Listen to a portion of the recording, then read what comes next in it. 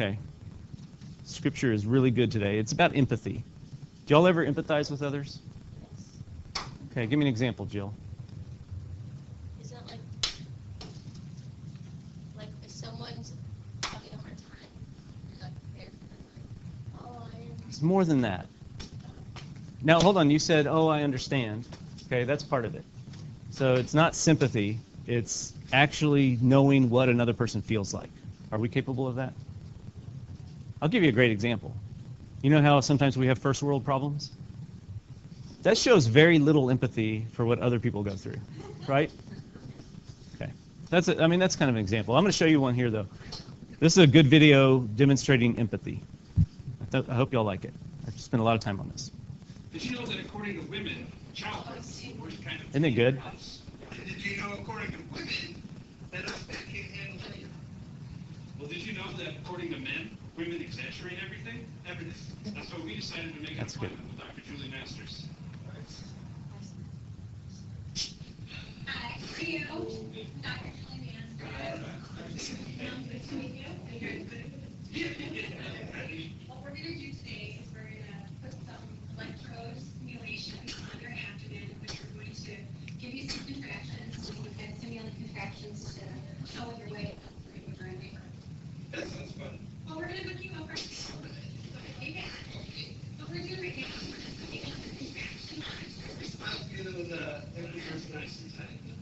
Nice and tight, got it. I'm going to have a six-pack. You're basically going to electrocute us for an hour? Yeah, but in a very small way. Just right here where you're at. Hi, ladies. Here you are. I'm just going to give you guys a couple little contractions so you can see what it feels like. Breathe down that. Breathe down that.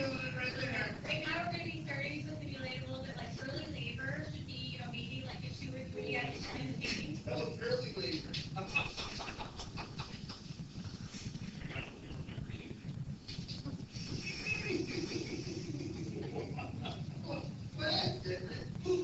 Hi.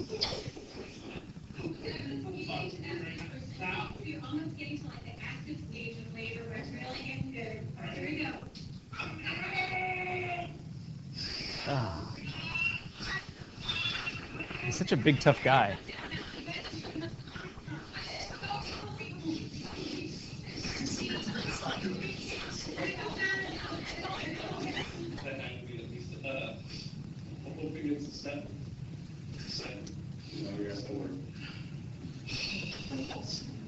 It's like so defeated.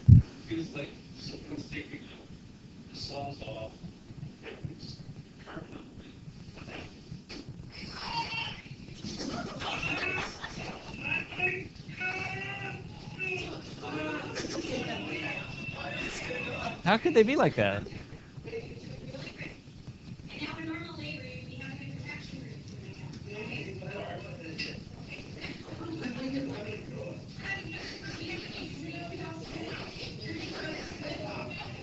It looks awful.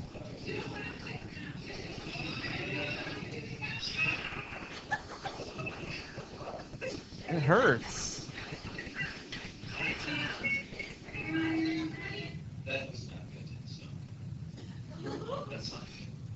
All right. Do you think those guys now will empathize with their wives? Because they know what it's like. Cool? No, I never did that. True story, with our first kid, I was just reading the monitor, because there's a little monitor, it looks like a seismograph that kind of prints out, it's a little piece of paper that comes out and it's got a needle on it, and it kind of measures the size of the contraction. My wife almost killed me. I was looking at that, and I was telling her, no, that was a small one, honey, it didn't hurt at all. And she almost killed me, because she told me it did hurt. So, yeah, that's crazy. So anyway, now we know what empathy is, right? So let's read our scripture. Jelian, go. There you go. So just try to understand what it feels like to be somebody else. Be happy when they're happy, and then be understanding when they're having a bad time. All right, who's praying? Andy, all right.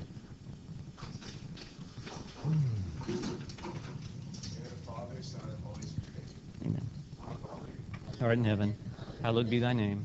Thy kingdom come, thy will be done, on earth as it is in heaven. Give us this day our daily bread, and forgive us our trespasses, as we forgive those who trespass against us. And lead us not into temptation, but deliver us from evil. Amen. Gracias. All right, so here we have this.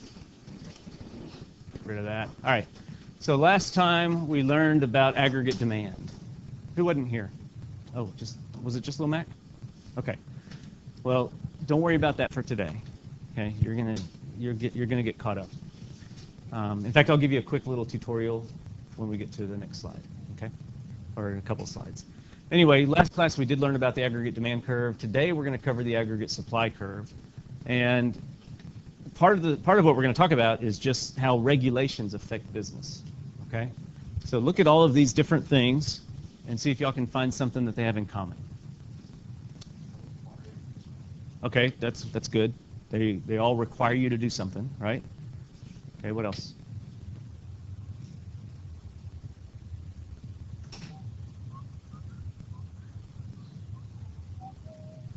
Anything else, Andy?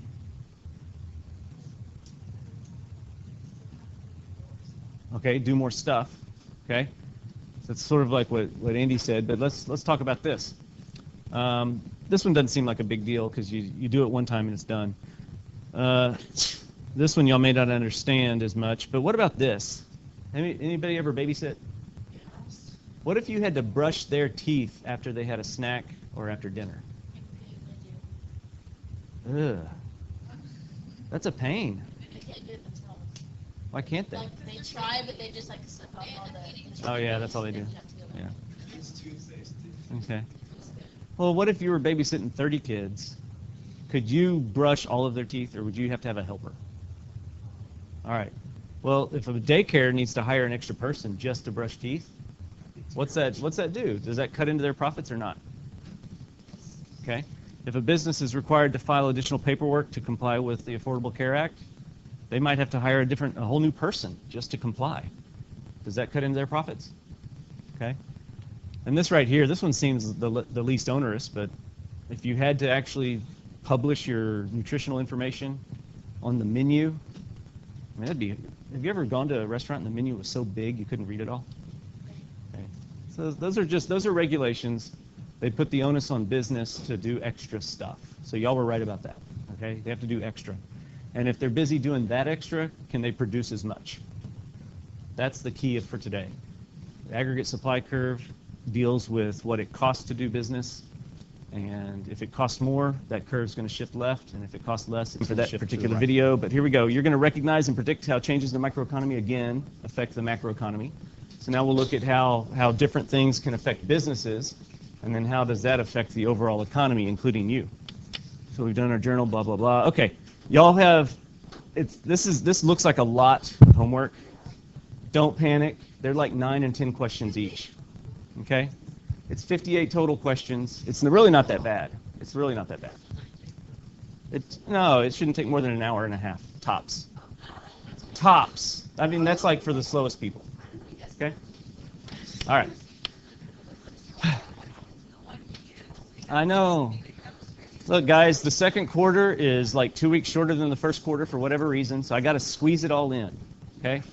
I know y'all are understanding of it, but just look at it this way. We're almost done with this class.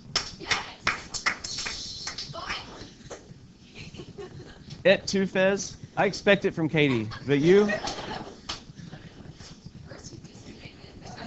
All right. So next class, you will have a real quiz. Okay, we're going to take a minor quiz next class over everything that we've covered so far. Okay? Oh, by the way, this is really meant for my regular class. This is my friend Steffi Lobo. Hold on, this is my friend Steffi Lobo. She's at UD now. She got an 88 on her econ midterm. Okay, she wanted a 90, blah, blah, blah. Class average was what? 65. So, and she was in my regular class, so just think how much y'all are getting even more than that. By the way, she's the one that first started calling me Mr. Econ. So, all right, now we're going to cover this, the aggregate supply curve, okay? Huh? No, she knows my name. Okay.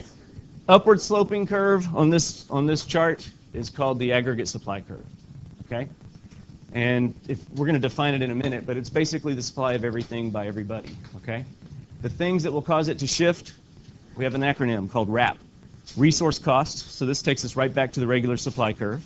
Okay, if resources cost more, this thing's going to shift left. If they cost less, it's going to shift to the right. Fez. In the last video, after like 2 minutes, there's like no sound. I know, that's what I just heard, but I'm going to fix that.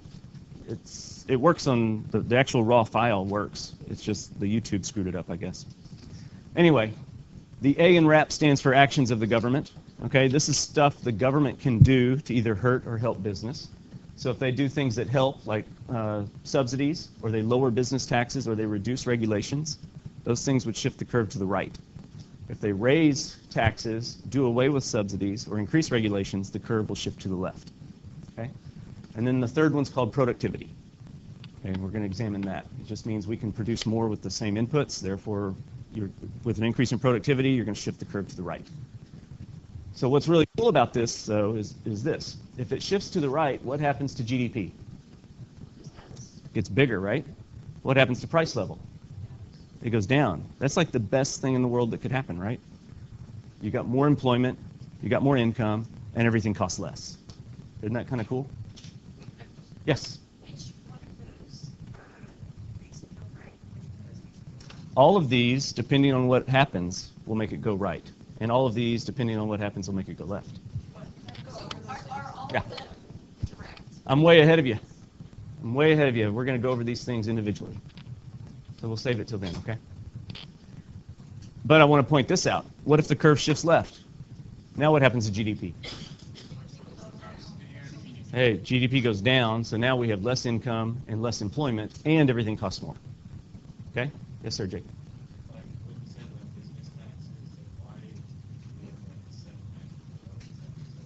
Yeah. I think that's more of an illustration of how resilient and strong our economy is. It's like despite all the things we do to it, it still thrives. It's just like crazy. Yeah, it could. I'm going to show you a crazy statistic in a little while because I read it this morning. Anyway, the rest of this we've already covered. Okay. So here's your aggregate supply curve. Okay, the macro law of supply says as the price level increases, the aggregate quantity supplied will also increase. Okay, so producers are going to produce more as the price level goes higher. They're going to produce less as the price level goes lower. Okay. So what will change the AQS? Only price level changes. So as an example, we just covered the aggregate demand curve, right? Well, if we increase aggregate demand, price level goes higher, correct? Well, that just creates a new point on the AS curve. Okay, so you get movement up and down the AS curve whenever the price level changes. So every point on the curve is an aggregate quantity supplied. The whole curve is the aggregate supply. Does that help, Grace? Okay. All right, cool. So price level goes higher. We get more being produced. Okay. Reasons for the upsloping AS curve. All right. These are pretty straightforward. They're very similar to the regular supply curve. If businesses don't produce more as price level goes higher, they're missing out on profit. Okay, so they're going to produce more. Current producers produce more. They'll put in place overtime, more shifts, things like that. Okay, that's how you're able to produce more than you can in the long run. It's just by working overtime. And then new producers are attracted to the market. So when the economy's strong, you're going to have more and more businesses open up and start. So that's why you end up with a greater quantity being supplied at the higher price level. Everybody good so far? The main thing on this slide is to understand the difference between the aggregate quantity supplied and the aggregate supply curve. Okay? So hopefully we're good. Are you good? Right on, Fez.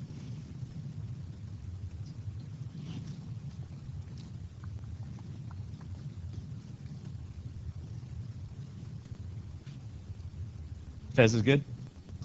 All right. So I'm kind of reiterating and repeating myself here, but basically non-price level changes will actually shift the curve. So something that has nothing to do with price level could shift the curve. And so our shifters are these, again, resource cost. Okay. Oh, he's so nice. That's so cool. Yeah, that's nice. Should I open it? I don't know. Let's see. Oh, it's a trick. It's like, I think there's tissues in here and you can't get to them because there's this plastic film over it. There's a little. This is crazy. This is, what if I had a cold or something? This would be like cruel punishment. I don't know, what are you saying? All right. Let me give y'all a hint on these things, okay? Anything that is good for business will shift the curve to the right. It's like origami. Anything that's bad for business will shift the curve to the left. Okay, so this goes back to empathy. Remember we learned about empathy just a little while ago?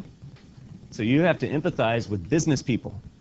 So you have to understand that anything that helps a business, that means it lowers the cost of production or something like that, shifts the curve to the right. Anything we do that hurts a business will shift it to the left. All right, so when we talk about resource costs, just as a reminder, we need to remember what the resources are, okay? And we also have to remember what the payments for those resources are. So we go to land, what was that payment? Rent, okay? Capital, interest, okay? Labor, wages, entrepreneurial ability, profit. All right. So we're mainly going to be focusing on labor, okay? So when wages increase, is that good or bad for business? Bad, okay? So wages go up, AS shifts left, okay?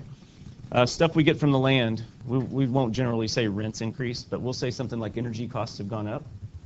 If energy costs go up, which way does the curve shift? Left, okay? So that's how this would affect it. Okay, that's how resources goes, and we're going to continue talking about that. Then you've got the legal institutional environment. These are things that government can do to either help or hurt business. Okay, so all of those things in the little green outline box are things that the government could do that would help business. Okay, if they lower their taxes, that allows businesses to use more of their money to buy resources and they can produce more. If they have less regulations, that just it reduces their costs because compliance with regulations is very expensive. And then just increasing subsidies as an example. Okay, that's similar to a tax cut. You're just giving business money to produce. You all good on those? So Rachel, as examples, these will all shift the curve to the right. Yeah. Okay. All right, and then you got productivity. Okay, this is just like how new technology will shift the PPC. This is like new technology. Okay, if we get more technology that allows us to produce more with the same inputs, that would be an increase in productivity. Yeah, that would shift it right as well. You typically won't have situations where you have a decrease in productivity. I mean, I'm thinking maybe like a zombie apocalypse, or what are those electromagnetic devices that shut down everything? What are those? EMP? Yeah, electromagnetic pulse thing. That could reduce our productivity. But for the most part, we're always going forward, so productivity usually doesn't decrease. Question? Like strikes. Strikes would hurt business. Yeah. So that shifted days. Yeah, it could do that, I suppose. Well, no, because you only measure. Well, I'm gonna show you how to measure productivity, but you only count the input that you're using. So if they're on strike, it doesn't do anything. Yes, ma'am.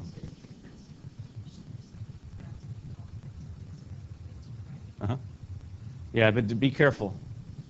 In our class, we're going to be kind of specific. So if, for example, if I give you a question that says businesses invest in new machines, the first effect is an increase in aggregate demand. Okay? But then I might ask you, in the long run, how does that affect growth? Then you would say, we have more capability of producing. So then the ASAD and the long run aggregate supply curve will all shift to the right. Okay? All right, cool. So when we kind of already talked about this, but if the AS curve shifts right because something good happened for business, that's going to be also good for all of us because we're going to have more employment, we're going to have more income, and we're going to have lower prices. Okay? If something bad happens to business, it actually will be bad for all of us. Okay? You'll have less GDP, so lower incomes. You'll have more unemployment and higher price levels. Okay? All right, let's review real fast. Fez. Rapid fire. Are there 3 or 4 aggregate demand shifters?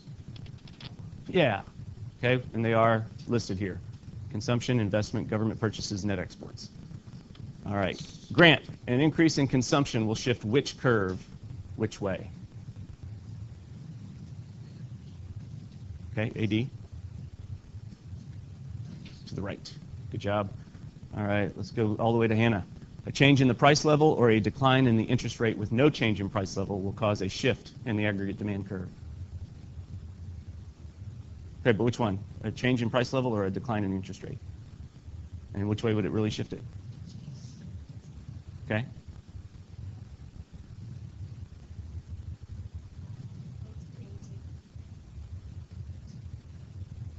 Or? Okay. So you got to remember, lower interest rates makes it easier to borrow money. Who borrows money? Individuals do, and businesses do. And they do it so they can buy expensive things. Okay? So the lower interest rates are going to shift the AD curve to the right. All right, Emily, an increase in the price level will cause what to happen? Okay, good, a decrease in AQD. Okay, so price level changes will never shift the curve. Okay.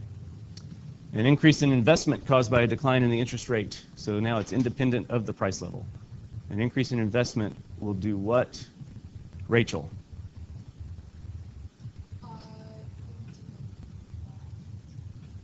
Okay, so it's a shift of the AD curve to the right.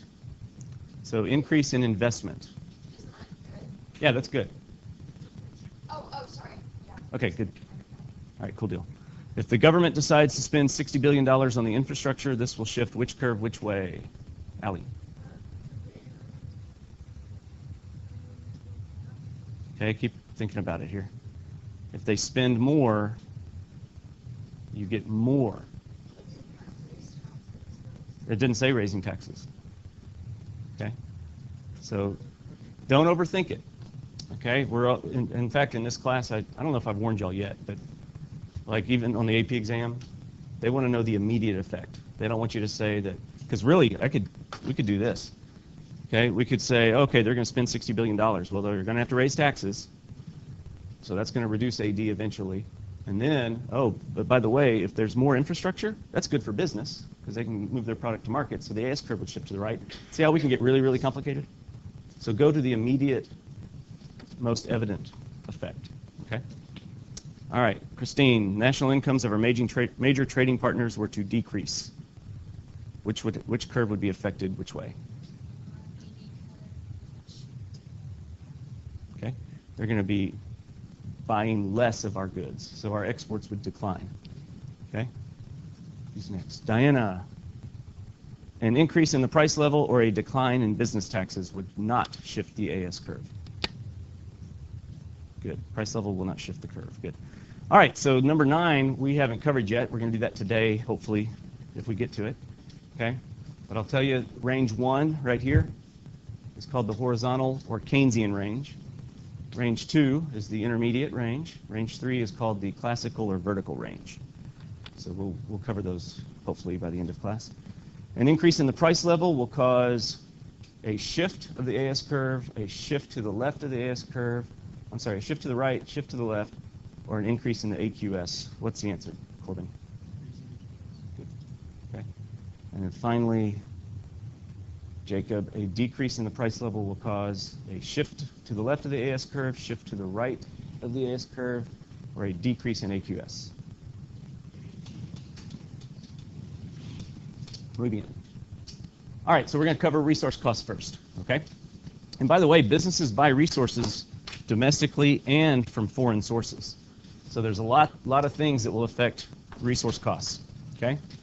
So as a reminder, these are our resources, okay? When they buy things from the land, okay, that affects their ability to produce. If labor either if it goes up in cost, it's going to reduce the AS curve. What are some things that would make it go up in cost? Okay, you've got minimum wage. What if the labor force gets smaller? Okay, so there's fewer people to employ. That would drive the prices higher. Okay. The price of capital. Okay. By the way, if capital costs less, businesses are going to buy more of it, and that increases our ability to produce in the future. So that would create actual growth. And then the cost of entrepreneurial ability. We won't really focus on that. What are some things that would cause overseas resources to go up in cost? A depreciated dollar. Okay. So if our dollar depreciates, buyers of overseas resources are going to have to pay more. That would shift the AS curve to the left. Okay, so these are examples of things. Now we're going to get more specific. Okay. Higher labor costs. All right, so they're calling for an increase in the minimum wage up to $10, right? Okay. You know what? If they do it, that's fine. Businesses will eventually absorb it. Okay. But in the short run, what would happen to the AS curve? Oh, Addison. Yeah, it shifts left. Good. Okay. You all cool with that? Again, think in terms of a business owner. Is this good or bad for you? It would be bad for you as a business owner. It'd be good for the people making the wage. But since it's bad for the business, it's the AS curve shifting left. Everybody cool? All right, what about this? I got my first job when I was 9, worked at a sheet metal factory. In 2 weeks, I was running the floor.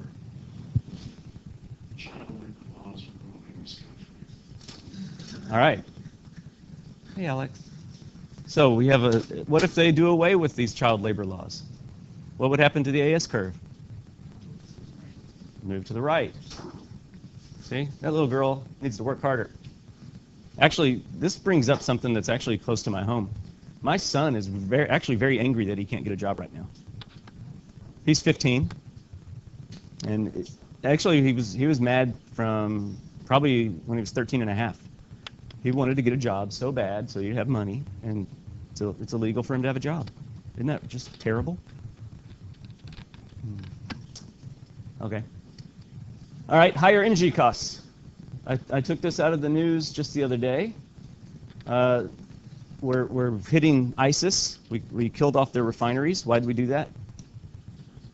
Yeah, it kills off their money supply. Okay.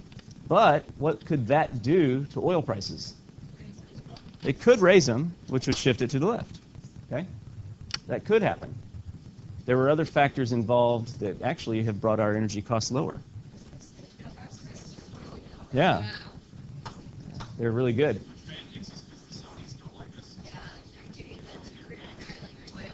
Well, here's the thing on them. Okay? The oil production that we have right now in the United States is actually due to the Saudis because they kept prices so high it made it profitable to explore for oil in places where it otherwise wouldn't be profitable. And so we've already sunk those costs.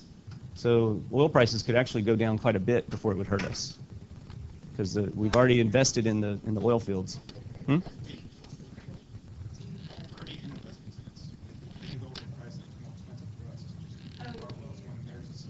Yeah, but a lot of people think the reason they're actually increasing production is to ruin Iran, Syria, Russia. Okay, what's this? Oh. Is that anybody? Is that you? No, it's you. You're the Acquire Equipment crew? Wow. Cool. You're like a roadie. Is that what they call him? No, he's a roadie. Yeah. Maybe he's a groupie. I don't know. Yeah, that's him. He unloads the bus, the trailer. Oh, you're in the choir too? Okay, all right. Beat it. All right, so anyway, this is in the news. I took this out of it last week, I believe. So the Saudis have increased production. Typically what they would do during our entire energy boom, they would actually decrease production so they would maintain higher prices. That was actually very good for our oil industry. But now they're increasing production, and so that's why you see lower gas prices. Kind of cool, right? So the lower energy costs shifts the AS curve to the right. Is everybody cool? All right. So now we've got the actions of the government. The government can do a lot of things to either help or hurt business. Okay? So right here, the U.S. corporate tax rate is deterring foreign investment. That was a headline I pulled out in March. And basically this goes to the fact that a lot of these corporations that have high profits, they keep those profits in other countries because it's too expensive to bring them back. Okay, and if they can't bring the profits back, how are they going to invest in their businesses here? There's actually an incentive for businesses to invest in other countries. Okay? So if the corporate tax rate is hurting business, which way does the AS curve shift? To the left. Okay? Whoa, I'm sorry. No, my bad. Hold on. If policymakers reduce the taxes, then it would shift to the right. Okay. Whew. Should have read the whole thing. Okay? Everybody got that one? Okay, lower taxes, shift the curve to the right. If you all, now, by the way, reducing taxes will also increase aggregate demand. Okay? Because as businesses use those lower taxes to then invest in their business, they're going to be shifting the AD curve to the right as well. So it could actually look like this. When you're asked about it, though, it'll be specific.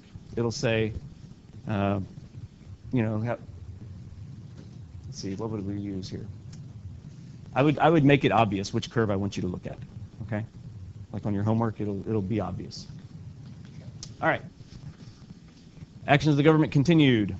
Okay, we covered business taxes; those are pretty easy. Regulation. All right, so this is actually an old news story. This is from, I think, 09. But this bill in Congress is still in Congress. How many of y'all are in government right now? Okay, so y'all know how a bill becomes a law yet? No? Okay. No, you'll get to it. You'll get to it eventually. So basically, a lot of times, if a bill gets no support, it just gets tabled. So it's still in Congress. Somebody can still bring it to the floor for debate and then pass it. Anyway, there's this legislation in Congress that gives unions the ability to hold union elections not as a private secret vote, but as a public vote. Okay? Do y'all see how that might be? What would that do? Like if everybody knows how you voted. Let me give you an example. Okay. Allie, you work for Walmart, and I'm here to unionize you. Okay, so we're going to vote now. All right. Are you ready to vote? Let's go. How are you going to vote? You know how you're going to vote, right? How are you going to vote? No, you're going to vote. How? There you go. See? You get the union thugs coming. And basically, FedEx said if this bill passes and more of our workforce becomes unionized, it's going to drive our costs higher. We're not going to be able to buy these airplanes. And so what does that do to aggregate supply? So unions get stronger, aggregate supply shifts left. Okay. I found this one. I thought this was interesting. So in April 2014, there's a new regulation that forces, y'all know what a microbrewery is? Yes? Okay. So there's one in McKinney. I've been to it. It's kind of cool. So what they do is they take all of the hops and the grains that they use to make beer, and once they've extracted what they need out of them, they're waste. Okay. And so what they do is they'll collect the waste and they'll give it to ranchers because they can feed it to their cattle. You know, it's a cheap source of food. And so now there's a bill or a regulation saying that all of that stuff has to be, that basically you have to assume that the grains are going to be eaten by humans, which means they have to use all sorts of, you know, food safety policies. They have to put those in place. It's very, very difficult. Yes. It is. Cat food is regulated by the FDA because humans could eat it possibly. Therefore, it has to be perfectly safe. Anyway, what would that do? I don't know.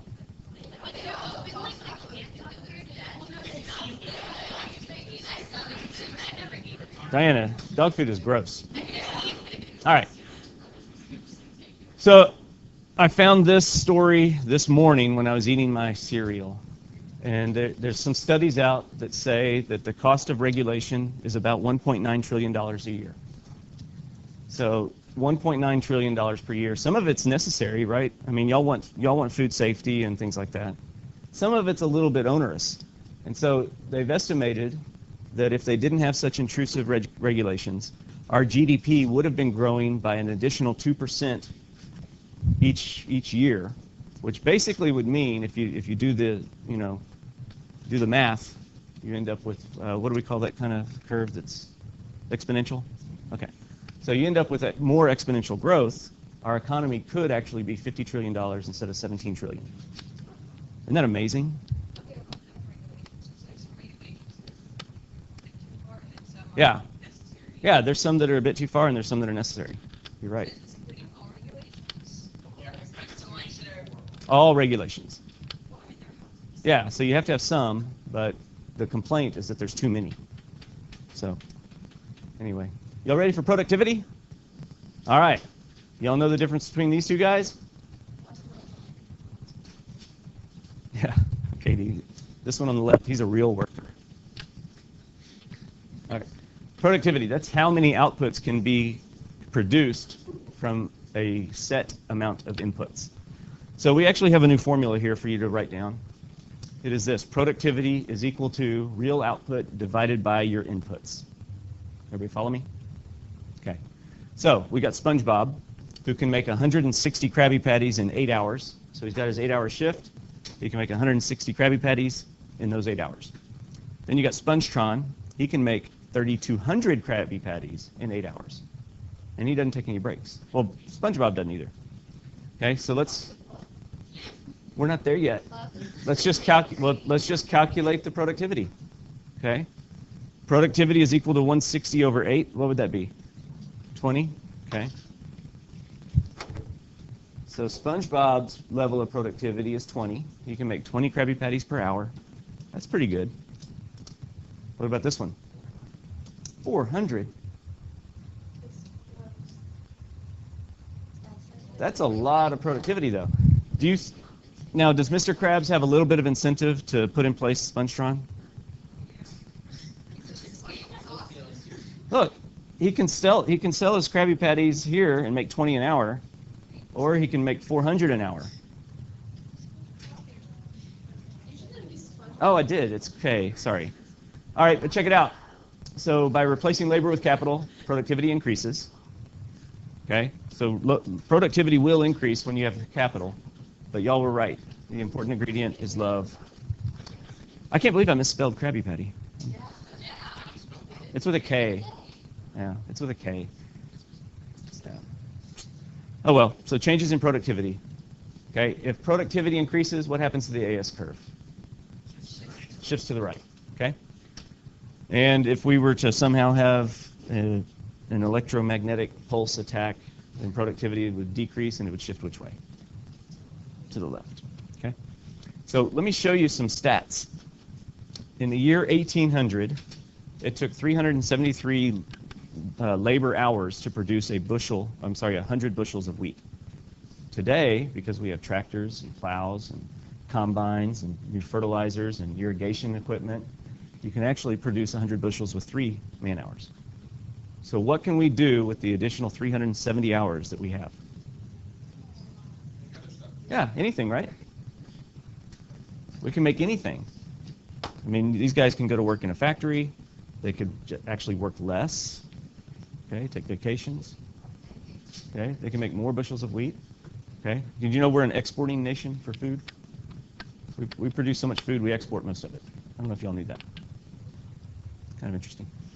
All right, so productivity again, it's how many outputs can be produced from a set amount of inputs. Okay, so if you get all these apples, you got 5 apples. Okay, 5 apples. You can make 10 pies with those 5 apples. So what's our level of productivity now? Okay, 2.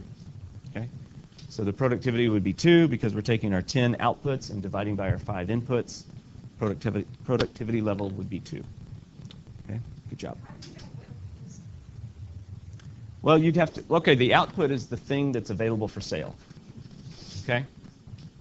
So it'd have to be the pie, because you don't turn pies into apples, right? So that's how you'd have to figure it out. So you'd be given either those inputs, usually you're given labor, okay, labor hours. Bless you. I mean, hiccup you. All right. So how many outputs can be attained from a certain amount of inputs is your level of productivity, okay? An increase in productivity means that we're actually producing more real output, which shifts the AS curve to the right. Okay? But this is the next question.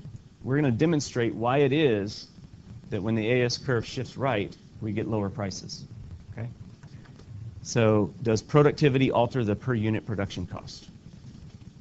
Okay, if you have to pay for the apples and you make 10 pies with the apples, then you should be able to calculate your per unit production cost. Okay, so it says here output is 10 units. That's our 10 pies. We're using 5 units of input to produce them. Each input is $2. So what's the per unit production cost for the pies? $1. Good job. Okay, everybody got that? So what's going to happen if we double productivity? What will happen to the per unit production cost?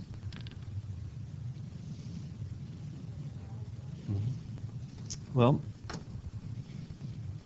so what would be the number?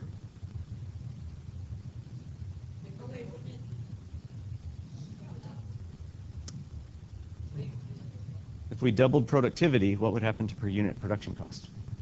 Some of y'all are saying double, but that wouldn't work. It'd be half. Good job, Rachel. Okay, so if our output doubles to 20 units, okay, that means our productivity has increased. Input quantity is still 5 units. The price of each input is still $2.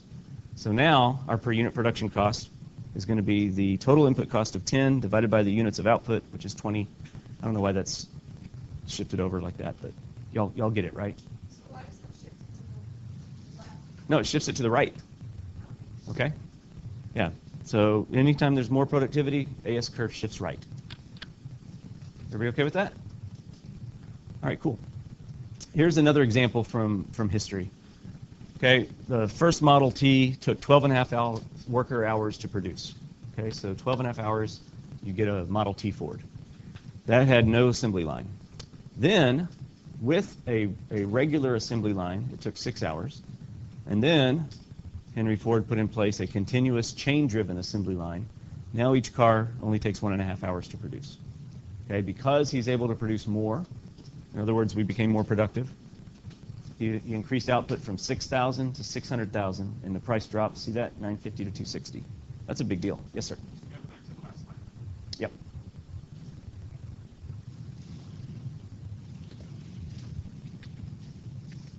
What is this, like a transformer phone or something? It's like, is that armor? If you put it right here, I could shoot you in the chest. Wow, that's incredible. All right, you good, Corbin? Oh, yeah. Woo.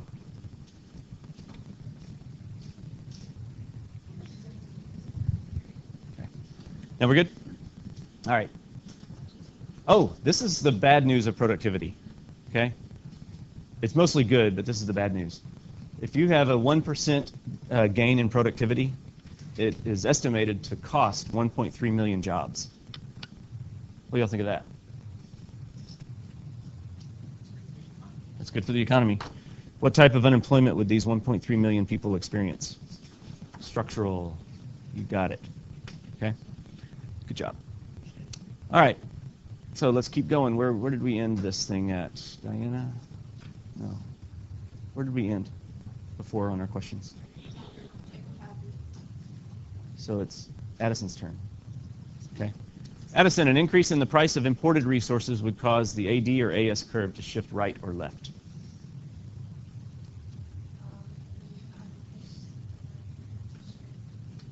Good job. Okay, what would cause imported resources to cost more?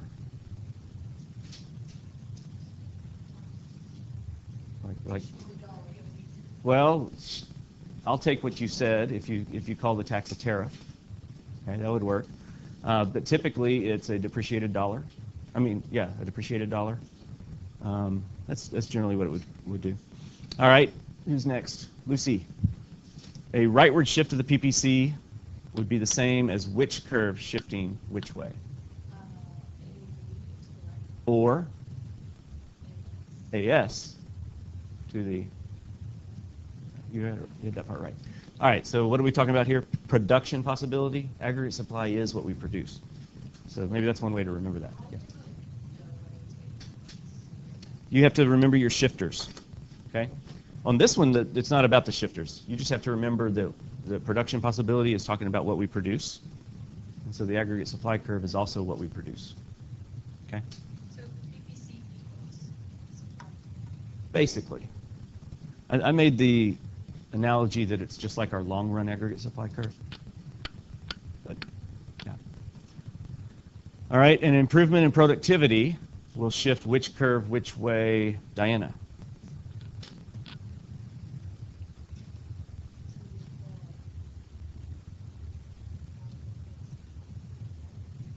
Maybe in.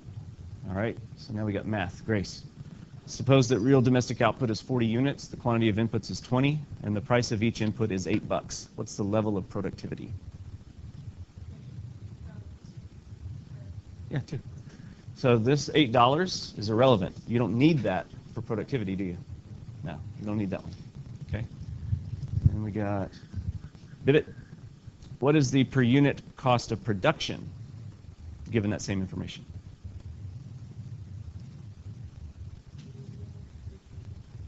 Yeah.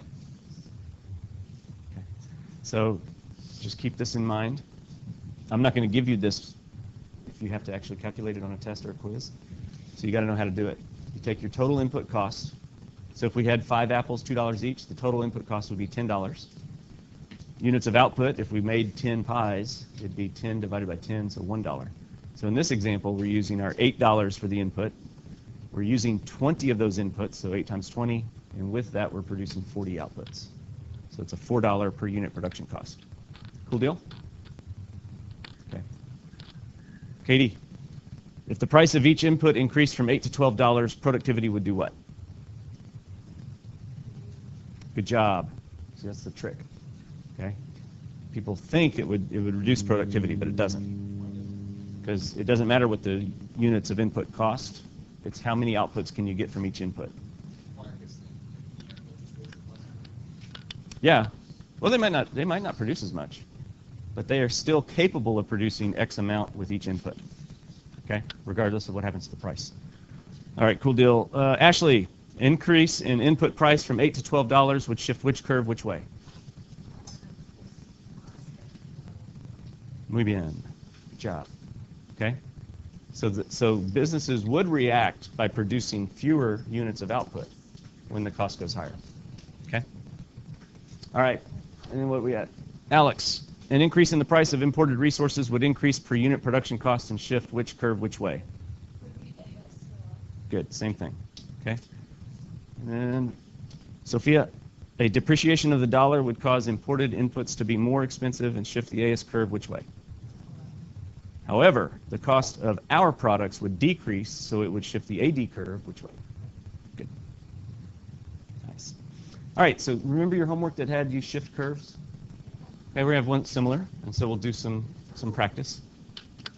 You thought it was confusing? Did you draw it? Oh, okay. And did you just made a mistake somewhere along the line? Okay. All right, so here's how this works. We start at C. Unions grow more aggressive, wages increase. That's bad for business, so it shifts the AS curve to the left. So now we're at B. Okay? So where did we leave off? Okay, Megan. OPEC successfully increases oil prices. Yeah, it would. Okay. All right. Okay. Oh, yeah, because we're already at B, therefore it'll go to A. Okay. That's a negative sign. It's a minus sign. Okay. Who's next? Angela. Labor productivity increases dramatically. Yeah, go back to B. Okay. Jordan, giant natural gas discovery decreases energy prices. Good job. Lower energy costs are going to improve aggregate supply. All right. Lindsay, computer technology brings new efficiency to industry. Now we're at D. Excuse me. Should I come all the way back to Fez? All right, Fez, immigration reform increases the U.S. labor force. Yeah, we're at D. Yeah, it does. Okay. This is why, I don't know if y'all are aware of this, but economists kind of like immigration because it's good for an economy. Did y'all know that? Both. As long as you have free flow, free market for wages. Yeah. All right, continuing. Grant, government announces all automakers must install $5,000 car engines so that all autos emit 50% less carbon.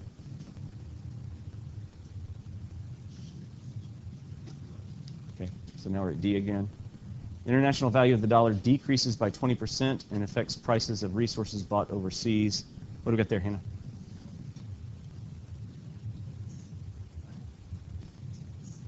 Okay. Yeah, minus the C. Very good. All right, cool. So now that you know what shifts the AS curve and the AD curve, it might make these labels for inflation make more sense. Okay? So if aggregate demand increases, we end up with a higher price level. We call that demand pool inflation. This is a good news, bad news thing, okay?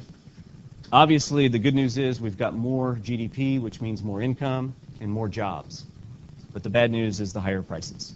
Okay, so everybody cool with that?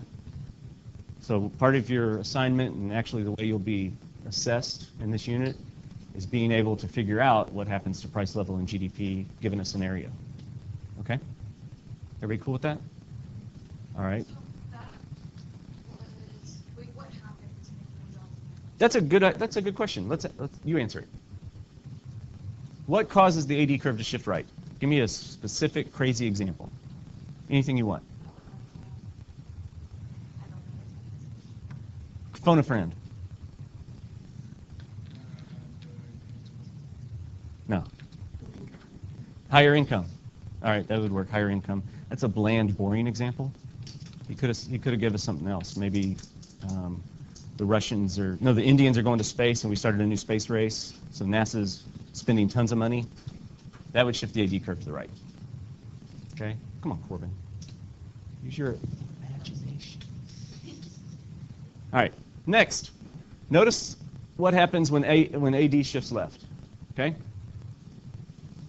What happens to price level? Okay. We don't have negative inflation. There's no deflation, but there's disinflation.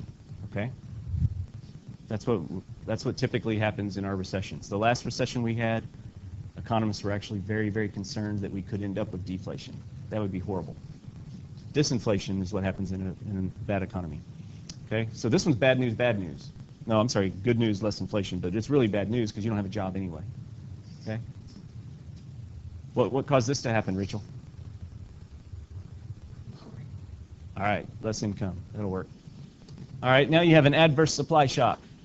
Okay, you're going to have job losses and inflation. So which curve shifts which way for that to happen? Christine, you can answer this one. Which curve am I going to shift to show job losses and inflation? Got it. Okay, and what caused that to happen? Good. Okay. And the historical example that this refers to is the oil prices. Okay. Remember we used that term stagflation last unit? Yeah. That's where it comes from. You got a stagnating economy, meaning we're in a recession, but it's unlike all recessions in that now we have inflation. Okay. So that's called stagflation. All right. So what's left? We just did the adverse supply shock. What's the next one? Yeah, it's got to be the beneficial one. So now we have good news and good news. Okay, so what's going to happen here? AS curve has to shift which way? Yeah, in order to show the good news in here, we're going to have AS curve shift right. And what caused that to happen? Could be lower gas prices. It could be a number of things, right? New technologies, you name it. Okay? Why do you get this sign? Do you disagree with it? That he's Canadian, that he's like South American, is that what you're saying? No, we're saying, Oh. I mean, we're asking a question. He was born in these states, United States. He's born here legally. He is a lawful president. Is he a Nazi? No, absolutely not. It's possible. I mean, I'm not going to go and judge people. Doesn't matter. Maybe it would matter on his views on things, but most of us come from Ireland, Germany, Italy. You know, most of us come from different countries. And so there's proof to the contrary. Choir? Is that what it said? Okay. He was born in Hawaii. What proof do you want? And you think that establishes that he's definitely not King? Yes, it does. Yes, it does. And you people are trying to take something out of nothing.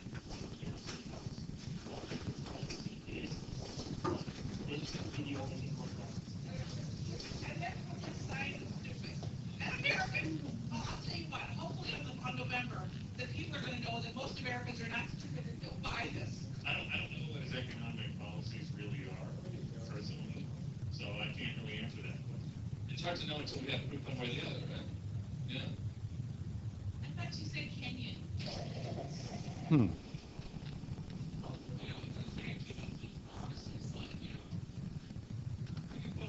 What he promised to, make a future of it, but, you can see by what happened over the 2 years that he's been presidency that he hasn't kept up. I feel like I know where you stand on Prop 19, sir.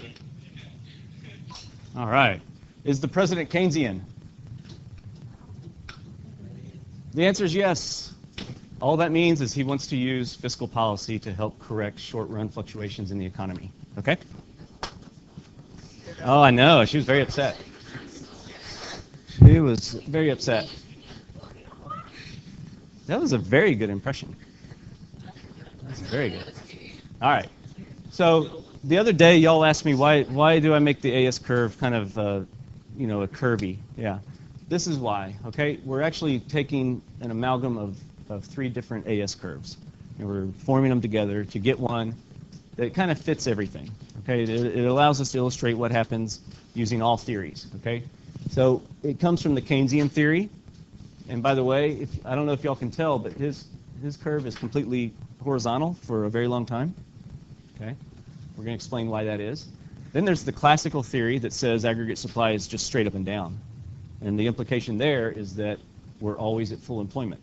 Okay? That means recessions will fix themselves. Okay? And then you got the supply side. This is when this doesn't really add much to the shape of the curve we use, but we're going to talk about supply side economics as well, because it's also fiscal policy, but it's meant to correct supply fluctuations instead of demand. So we end up with this curve down here. We've got a Keynesian segment. So the lower part right here, where it's more flat, comes from this.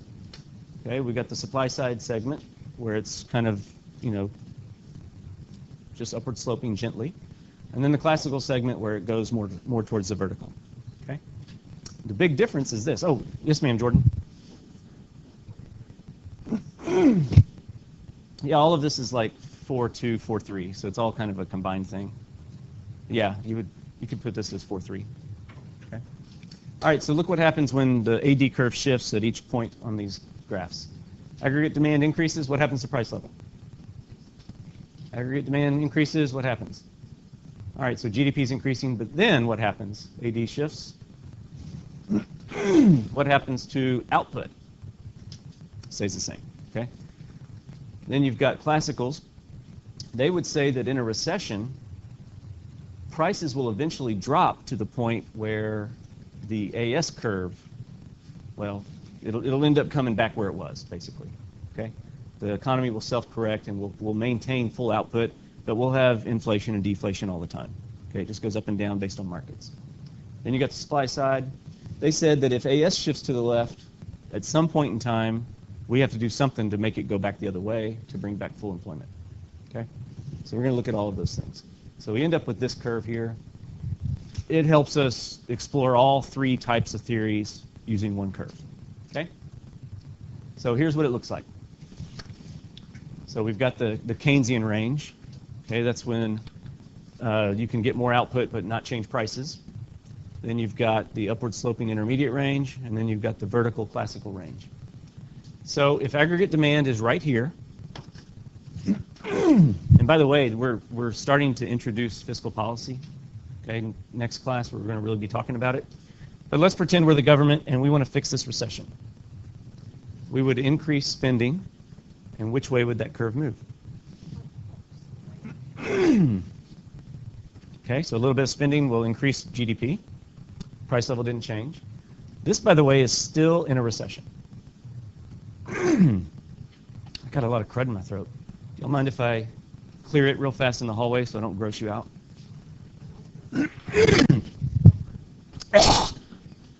Okay. Good? See, it just started happening to me. I think it's, I don't know what it is. I don't know what it is, but I'm hoping it stops. Okay. Let's say the government spends more money. Okay. Shifts there. Now the economy is technically fixed. Okay. So if we're in the intermediate range, that means the economy is healthy. Everybody follow me? If we're in the Keynesian range, the economy's not healthy. Okay, we've got more AD. You still get more GDP. You get more inflation. What's going to happen though now if spending increases? AD curve's going to shift again, right? But now what do you got? You get a tiny bit of output, but whatever output gains you just got were eaten up with inflation. Okay, so you're not really gaining by doing that. Okay, and if AD increases again, you're really hurting because you get no additional output, but a lot more price level changes.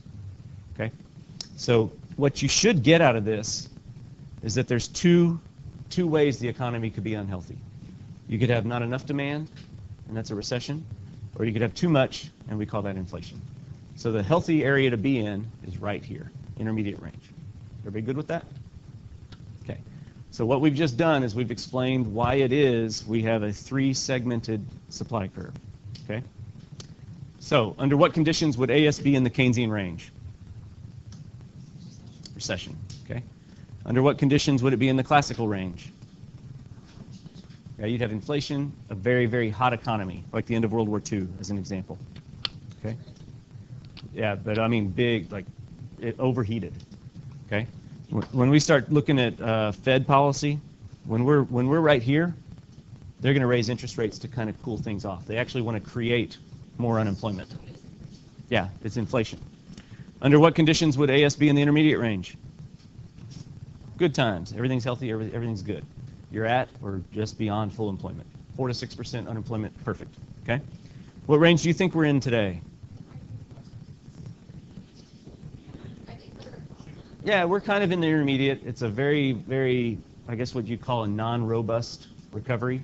It's pretty weak. Okay. But, you know, most people accept it as full employment. Okay. This says below full employment. I think there's debate. You know, as soon as a bunch of workers decide to start looking for work again, you're going to see the unemployment rate go up. Okay. All right. Now let's talk about this. So we've covered the Keynesian philosophy, sort of. Okay. We've alluded to the fact that a Keynesian believes that you can fix short-run fluctuations by either increasing spending or lowering taxes to get out of a recession. Okay. I'm going to show y'all what the economy used to do before government got so involved in it. Okay. So we have, let's see, incomes rise. Okay. If incomes rise, which one of these curves is going to shift? Okay, the AD curve, which way? Okay. Now we look at it, and what has happened to the price level? Okay, it's gone up. So this means that we have too much inflation. As the price level goes higher, what is going to happen to the cost of resources? They become more expensive. Okay, they adjust, okay, with the new inflation. And if they start to cost more, what's going to happen to the aggregate supply curve? Yeah, so it's going to shift left. And now where are we at?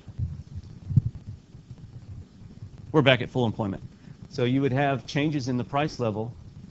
I mean, this looks like a lot of inflation now, right? Okay, but that's okay because price level is just a nominal measure. Okay, what we're really concerned with is output at full employment. Okay, everybody follow that? So that's how the economy used to correct itself.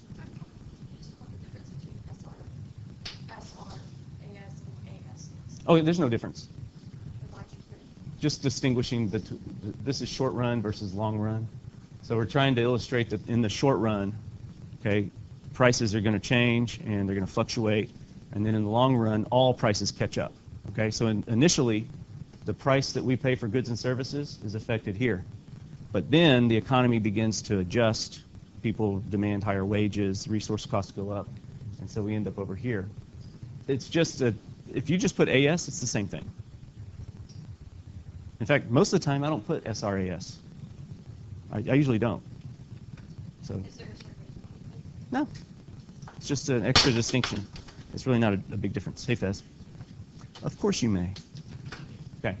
So this is how the economy used to fix itself. Y'all need to be aware that there's a self-correcting mechanism.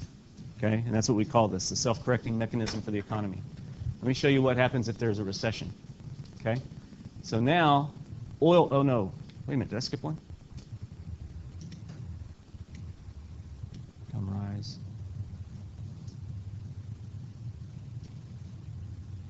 That's weird. I don't have the, I know there's one being skipped. That's incomes.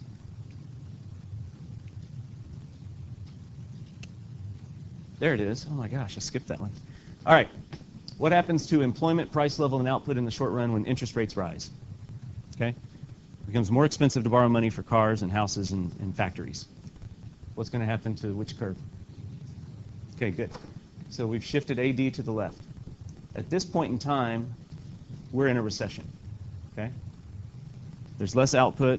You've got some disinflation going on.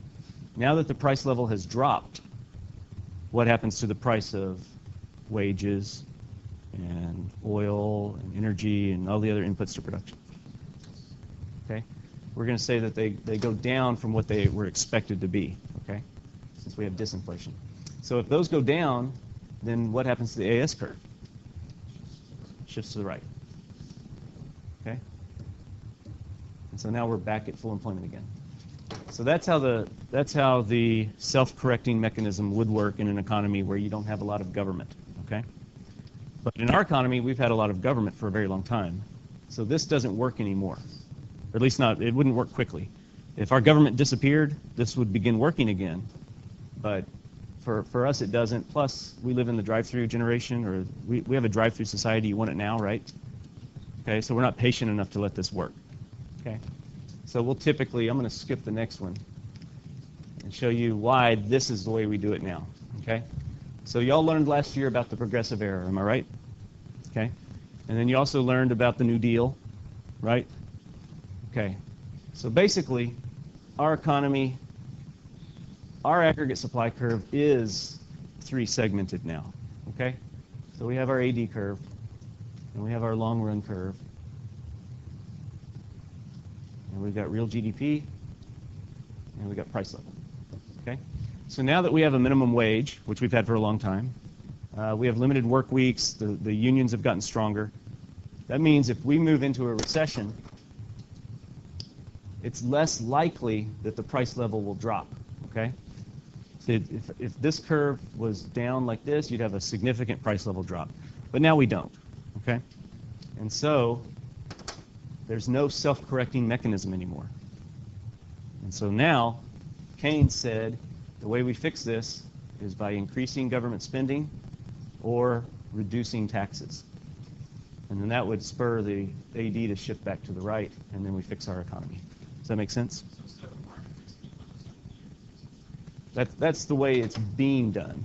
There's a lot of people still think that the government shouldn't do much at all, mainly because recessions don't last long enough for this to actually happen. And so we end up creating it's called a political business cycle. Anyway, his theory boils down to the sticky price theory. He said that prices ratchet up, but they never come back down. Okay? So if you have aggregate demand shifting right, you end up with higher price level, and those price levels will never drop again. So now, if you move back into a recession, you're stuck at this price, and there's no way to send the economy back. Okay? So he suggested that the only way to get AD moving back to the right again would be to use government spending to get it going. Okay? So y'all know what a ratchet is? It's not an adjective how you describe somebody. It's actually it's a tool that goes one direction but not the other.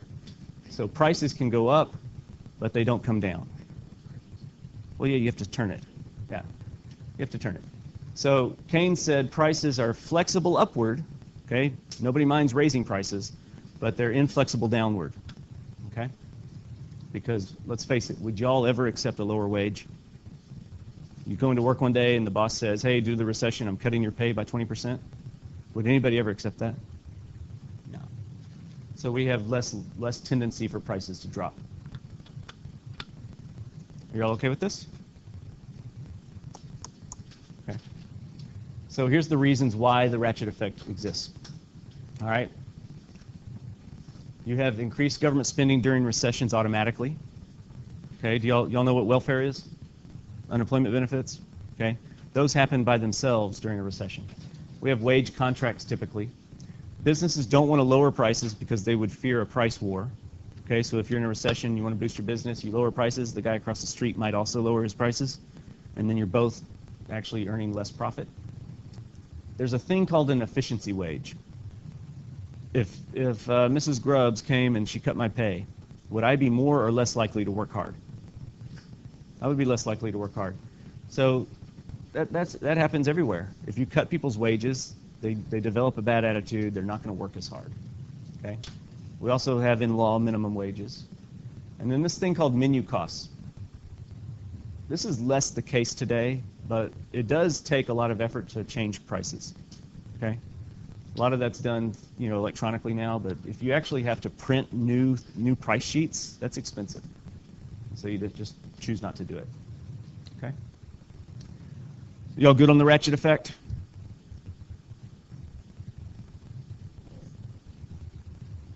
Fez is thinking of a different ratchet effect.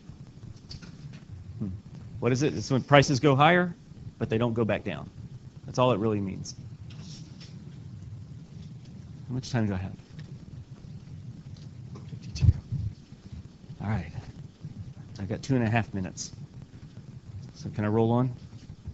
No? Oh, okay.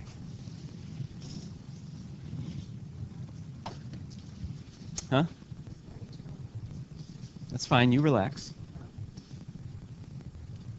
I choose to give you your money's worth. Okay? All right, so here's the problems with the Keynesian theory. Okay? The problem is this. It creates a lot of debt. Okay? It creates an inefficient use of resources because markets will typically drive resources where they're most productive. Okay? This creates false incentives. The other thing is that it doesn't affect long-run growth. It only creates short-run fixes. Okay? To actually get long-run growth, you need the acquisition of new capital and new technology. Okay? So just increasing spending or extending unemployment benefits, things like that, that does not incentivize a business to invest. Okay? So it's only short-run fixes. And it leads to the political business cycle. Okay? During an election year, the party in charge will do a lot of things to help boost the economy, but once you go up high, it creates a larger drop when you get that new business cycle. He famously said, "We can't let the economy fix itself because in the long run we're all dead." So I reapplied his quote. He says, "Don't worry about the bill because we'll all be dead in the long run."